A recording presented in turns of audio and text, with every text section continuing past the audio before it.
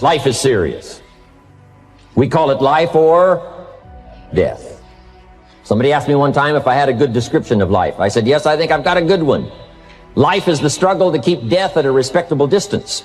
Death seems to want to move in prematurely. If you want to live a good, long, flourishing life, you got to push back.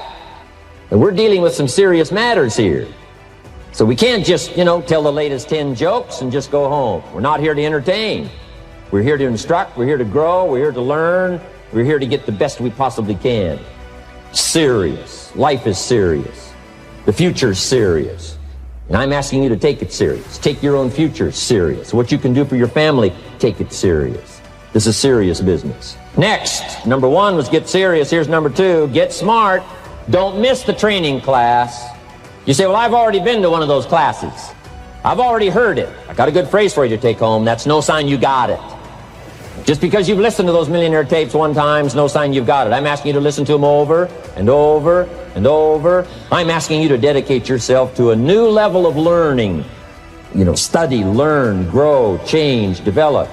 Never let it be said you didn't learn. One of the most difficult choices I have ever faced in life was in 2008. I think I had maybe $30 million left, or $30 or $40 million left in 2008. I had 2 choices. I could put it all into one company, and then the other company would definitely die, or split it between the 2 companies. But if I split it between the 2 companies, then both might die. And when you put your blood, sweat, and tears into creating something, building something, it's like a child. And so it's like, which one am I going to let one starve to death? I couldn't bring myself to do it, so I split the money between the 2. Fortunately, thank goodness, they both came through. It's bloody hard to be a high-performance person. Gallup did a poll in 2016, worldwide, 87.6% of all the people on the planet, 87.6% of all the people on the planet are unhappy. Why are they unhappy? Because they don't have what they perceive as what they deserve. But it's not what you deserve in life, it's what you earn in life. I came from a background. My dad beat me, I got in a lot of trouble. I found a way to turn it around. The kids, the millennials, give up too easily. You have to want it more than the air that you breathe. I said, you can do it if you want it bad enough.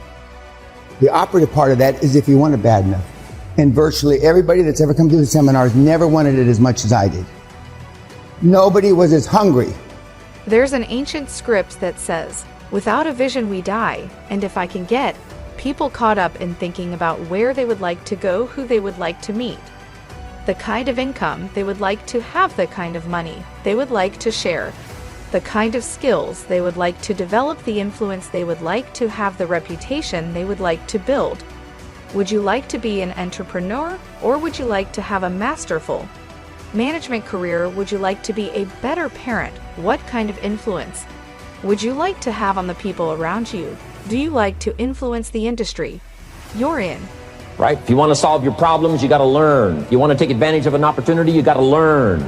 That's what these journals are for. That's what pad and pencil's for. That's what taking notes is for. See if you can't increase your ability to comprehend ideas, information that can be life-transforming.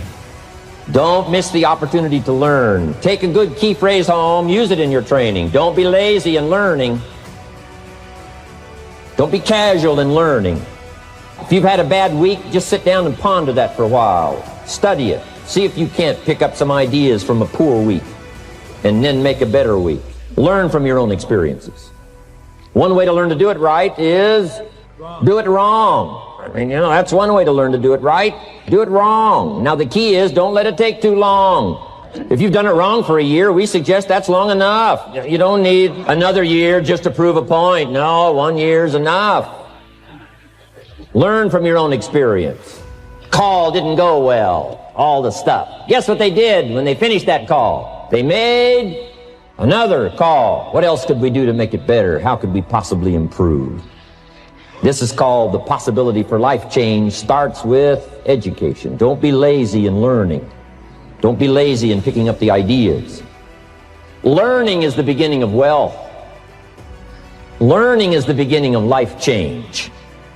What was your biggest failure, and how did that change you? Well, there's a ton of failures along the way, that's for sure. Like, so as I said, for SpaceX, the first 3 launches failed. And we're just barely able to scrape together enough parts and money to do the 4th launch. If that 4th launch had failed, we would have been dead. So multiple failures along the way. I tried very hard to get the right expertise in for SpaceX. I tried hard to find a great chief engineer for the rocket, but the good chief engineers wouldn't join, and the bad ones, well, there was no point in hiring them. So I ended up being chief engineer of the rocket. So if I could have found somebody better, then we would have maybe had at least 3 failures. How many of you can say that you're serious about it? How many of you can actually say that you're trying to be all you can be? Now, I won't insult you by asking you to raise your hand because you'll just lie. We all know what the real answer is, don't we? You're not. And so, if you want to be all that you can be, and if you want to be a high-performance person, I did know Steve Jobs. I do know Elon Musk. I do know Warren Buffett. I do know, and they're all ball busters. Success leaves clues, kids. And they all have one thing in common. They're ball busters. They're hard as nails. What kind of sacrifices are you willing to be super successful? 60 hours a week. Nobody is willing to work 60 hours a week to be successful. Nobody is willing to miss a holiday. If you booked a holiday and something important happened in business, would you tell your family to go on the holiday without you, and you're not going to go? Nobody said yes. The high-performance people, the one thing that they all have in common is they're hungry. Hungry for a better life. Hungry for change. Hungry for the tough love their parents didn't give them. Growth only comes through pain. No pain, no gain. Because you're not willing to make any sacrifices to be high performance. I still work 50, 60 hours a week. And I haven't had to work in 35 years. You got to get going. You got to take action. The disciplines is the miracle process. And here's how to get the miracle of your future going as far as disciplines are concerned. Number 1, do what you can. You might go home and set a whole new pace for yourself, and we call it cleaning up neglect. Should walk around the block, could walk around the block for your good health. Don't walk around the block. See, you're on the wrong track. Letters you haven't written, conversations you haven't had with your family, somebody you should sit down with when you get back home, get that job done. Don't let neglect destroy your days, destroy your life, and destroy your future. Go back and do what you can.